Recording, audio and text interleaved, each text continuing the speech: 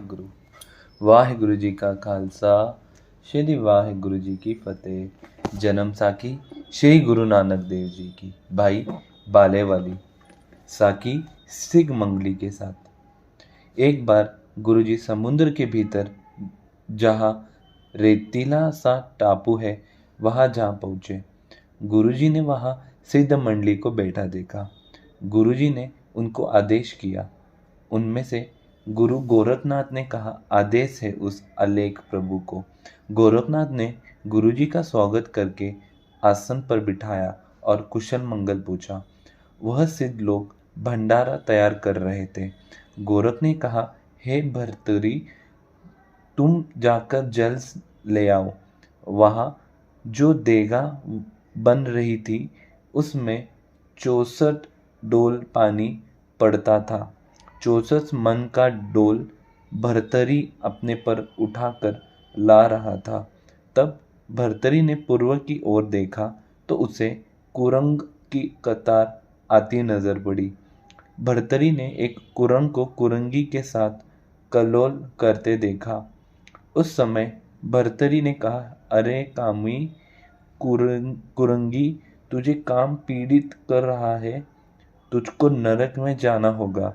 कुरंग ने कहा, हे भर्तरी, मैं पापी नहीं हूँ, यह कमल पति राजा जुना की पुत्री हूँ। 2 बार आगे यह मेरे साथ विवाह गई है, तीसरी बार हमारा इसका संयोग है। यदि तू काल वहाँ जा पहुँचेगा तब तेरा वचन होगा, यदि नहीं जाएगा तब तू नरकमार्गी होगा। भर्तरी ने यह बात सुनकर दुखी होकर पूछा कि हे कुरंग, वह स्थान यहाँ से कितने दूरी पे है? कुरंग ने उत्तर दिया कि वह स्थान 90 करोड़ कोस की दूरी पे है। तब भर्तरी ने कहा, हे भाई कल तक तो पूरी नहीं हो सकती। तब कुरंग ने कहा, यदि तुम न पहुँचोगे तब नरक में जाना होगा। यह सुनकर भर्तरी रोने लगा। अंत में भर्तरी गोरखनाथ के निकट गया तो अपने सिर से देख उतारी नहीं गई। जो देख प्रतिदिन उतार लेता था वह आज नहीं उतारी थी। तब भर्तरी ने कहा, हे सिद्धो, यह मेरा सिर से देख उतार दो। गोरखनाथ की आज्ञा मानकर सिद्धों ने देख उतार दी। भर्तरी को गोरख ने कहा, हे पुत्र, आज तेरे मुख उदास क्यों है? तब भर्तरी ने कहा, आज मुझे अत्यंत कठिन काम बन पड़ा है। यदि आप मेरा कार्य कर दो तो ठीक है, नहीं तो मुझे नरकों में गिरना होगा। गोरखनाथ ने कहा, हे भर्तरी, वह कौन सा काम है? तब भर्तरी ने कुरंग की सभी बात गोरखनाथ के प्रति कह दी। कहा कि यदि कोई इस काम को कर दे तो मैं नरक से बच सकता हूँ। तब गोरखनाथ ने अपने सिद्धों से कहा कि आप में कोई ऐसा है जो भर्तरी का काम कर सके? सिद्धों ने पूछा कि कितने कोस का मार्ग है? तब भर्तरी ने कहा, उन्होंने करोड़ कोस का अंतर है। यह सुनकर सभी ने कहा कि यह तो अत्यंत कठिन है। तब रोने लग गया। उस समय गुरु नानक देव जी ने भर्तरी को कहा, हे भर्तरी, तुम रोवो नहीं, चलो हम तेरे साथ चलते हैं, हम तुमको नरक में नहीं जाने देंगे। फिर गुरुजी शीश कलंदरी रूप खड़े हो गए। गुरुजी ने मर्ग चरम की सवारी की, मर्दाना ने रबाब की सवारी की और भर्तरी ने डंडे की सवारी की।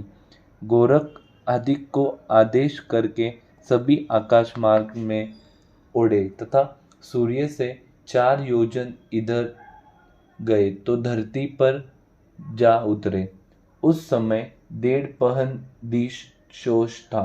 जब जूनापति राजा के नगर पहुँचे और एक बाग में गए तब गुरुजी ने कहा, हे भर्तरी, हम स्नान करने जाते हैं और तू इस बाग में चला जा। तब भर्तरी उस बाग में चला गया। आगे कवलपति रानी का महल था और वह रानी भारी में बैठी हुई देखी। रानी ने भर्तरी को देखकर गोली को कहा, हे गोली, वह जो साधु बाग में टहल रहा है, इसे पकड़कर मेरे पास ले आओ। रानी ने भर्तरी के पैर में पद्म देखी और तभी उठकर भर्तरी का कपड़ा पकड़कर खड़ी हो गई। तब भर्तरी ने कहा, अरे हम तो साधु हैं, बताओ तू हमें क्या चाहती है। रानी ने कहा, तुम साधु नहीं हो, तुम तो महाराज भर्तरी हो। हे राजन, हे राजन, 2 बार आगे मैं तेरी रानी रह चुकी हूँ, अब तीसरी बार संयोग है, अब तुम जा नहीं सकते, मैं तेरी प्रतीक्षा ही कर रही हूँ। यह बात सुनकर गोलिया उसकी माता के पास गई और कहा कि बाग में एक योगी आया है तथा आपकी पुत्री ने उस पकड़ रखा है तथा उसी साधु के साथ जाना चाहती है। हमने यह सूचना तुमको दे दी। जब रानी ने वह खबर सुनी तो उसने अपने पति को तमाम बात बता दी। राजा ने उस साधु को पकड़ने का हुक्म दे दिया। हुक्म की पालन वजीर ने की और साधु को राजा के सम्मुख प्रस्तुत किया। राजा ने आज्ञा दी कि इसको टुकड़े टुकड़े करके नदी में बहा दो। बस फिर क्या था, भर्तरी के टुकड़े टुकड़े करके नदी में फेंक दिए गए। मर्दाना ने गुरुजी को कहा, हे महाराज जी, भर्तरी को टुकड़े टुकड़े करके नदी में बहा दिया है। गुरुजी ने कहा, हे मर्दाना, भर्तरी मरने का नहीं। उधर भर्तरी फिर से सावधान होकर उसी ढोलर पर जा बैठा। राजा को फिर सूचना मिली कि वह साधु फिर राजा कुमारी के महल में देखा गया है। राजा ने फिर उसे पकड़कर मंगवा लिया तथा एक चिता में बैठकर उसे आग लगा दी गई। गुरुजी को मर्दाना ने कहा, हे गुरुदेव, भर्तरी को चिता में जला दिया है। गुरुजी ने कहा, हे मर्दाना, भर्तरी जलेगा नहीं। इधर भर्तरी फिर चिता में उठकर राजा कुमारी के महल में जा बैठा। राजा ने फिर हुक्म दिया कि उस साधु को गड्ढे में डाल दो और ऊपर एक दीवार खड़ी कर दो। राजा के हुक्म की पालना हुई। मर्दाना ने कहा, हे गुरुदेव, भर्तरी को गड्ढे में डालकर ऊपर दीवार चुना दी गई है। गुरुजी ने कहा, हे मर्दाना, भर्तरी मरने का नहीं है। उधर फिर भर्तरी राजा कुमारी के महल में चला गया। राजा को फिर सूचना मिली। तब राजा ने वजीर से पूछा कि क्या बात है। वजीर ने कहा, हे राजन, यह फकीर कोई जादूगर नजर आता है। अब तो उसे रस्सी से बांधकर सूली पर लटकाया जाए तो अच्छा है। साधु को रस्सी से बांधकर डोल बजत में सूली चढ़ाने चले। मर्दाना ने सब समाचार गुरुजी को सुना दिया। तब गुरुजी ने कहा, हे मर्दाना, अब भर्तरी की रक्षा हमें करनी होगी। अब गुरुजी सूली के निकट जाकर खड़े हो गए।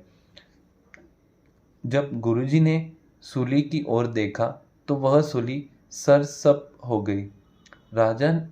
राजा ने हैरान होकर पूछा, वह जो न्याय साधु है आया है, जिसके आने से सूली सबज हो गई है, यह कौन है? उस राजा ने मर्दाना से गुरुजी का परिचय पूछा। मर्दाना ने कहा, हे राजन, यह सिख कलंदर रूपी गुरु नानक देव जी है और जिसको सूली दी जा रही है, यह राजा गंधर्व सेना का पुत्र महाराजा भर्तरी है। राजा ने कहा, यह लोग हमसे क्या चाहते हैं? मर्दाना ने कहा, हे राजन, जो तुम्हारी कन्या है, यह भर्तरी के साथ इससे पूर्व 2 बार विवाह गई है। अब यह तीसरी बार तेरी कन्या को लेने के लिए आया है।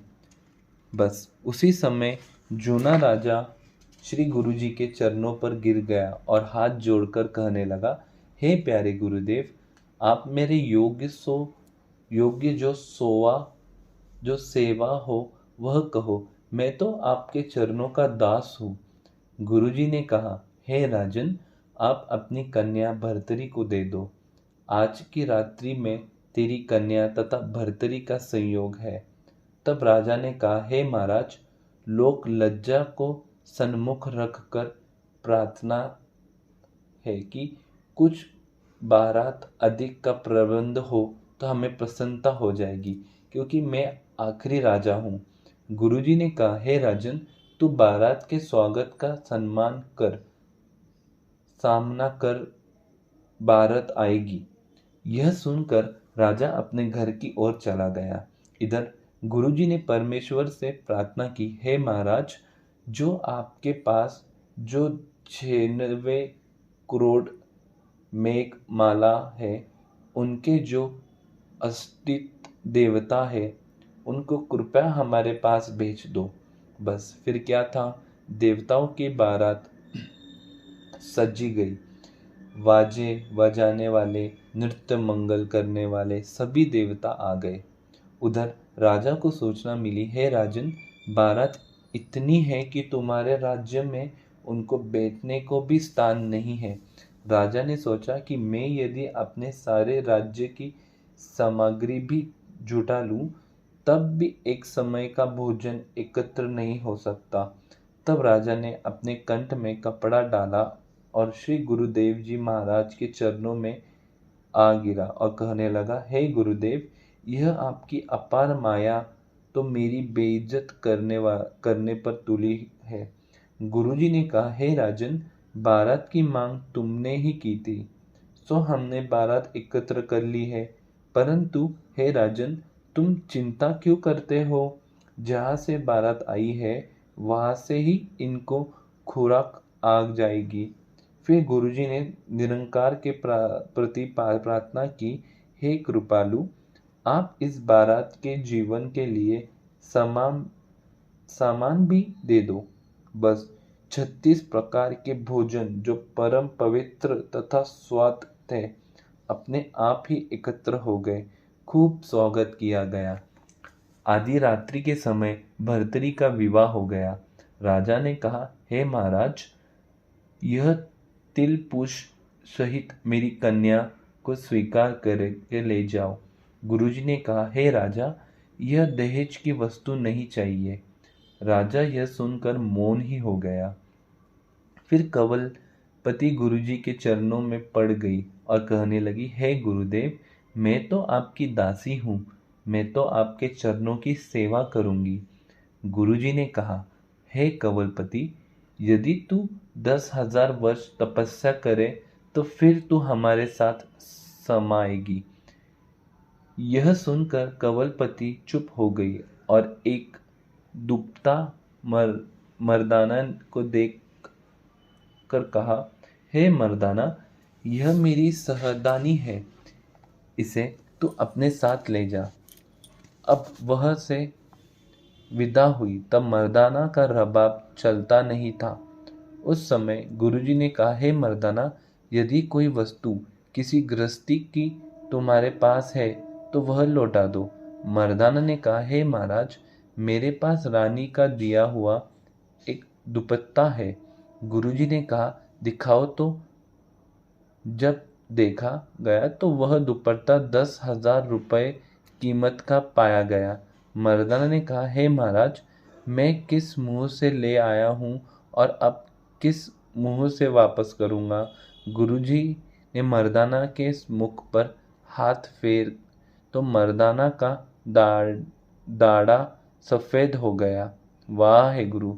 तब गुरुजी ने कहा, हे मर्दाना, जाओ, उस मुंह से लाए थे और इस मुंह से वापस कराओ। जब मर्दाना दुपट्टा ले आया तब गुरुजी ने कहा, कहो मर्दाना, वह वस्तु लौटा दी क्या? मर्दाना ने कहा, हे गुरुदेव, आपकी आज्ञा का पालन किया गया है। इसके पश्चात सभी वहां से उड़कर सिद्ध मंडी में आ गए। सभी को आदेश किया, कुशल मंगल पूछा। गोरखनाथ ने कहा, हे भाई, सभी काम आपकी कृपा से हो गए हैं। फिर गुरुजी ने गोरखनाथ से विदा मांगी। तब गोरखनाथ ने कहा, आप कुछ समय और ठहरने की कृपा कीजिए। गुरुजी ने कहा, हे गोरख जी, हम रमते हैं, इसलिए हमें जाने की आज्ञा दो। बस फिर गुरुजी सभी सिद्धों से प्रेम पूर्वक मिलकर वहां से रवाना हुए। वाहिगुरु जी का खालसा, श्री वाहिगुरु जी की फतेह। संगत जी माफ करना, थोड़ा सा आवाज अभी तक खराब ही है। श्री गुरु नानक पातशाह की जन्म साखी पढ़ने में या आपको सुनने में मुझसे कुछ गलती हुई होगी तो मुझे बख्श लेना। वाहिगुरु जी का खालसा, श्री वाहिगुरु जी की फतेह। एक ओंकार सतनाम करता पुरख निर्भव निर्वैर अकाल मूरत अजूनी सैभं गुर प्रसाद जप।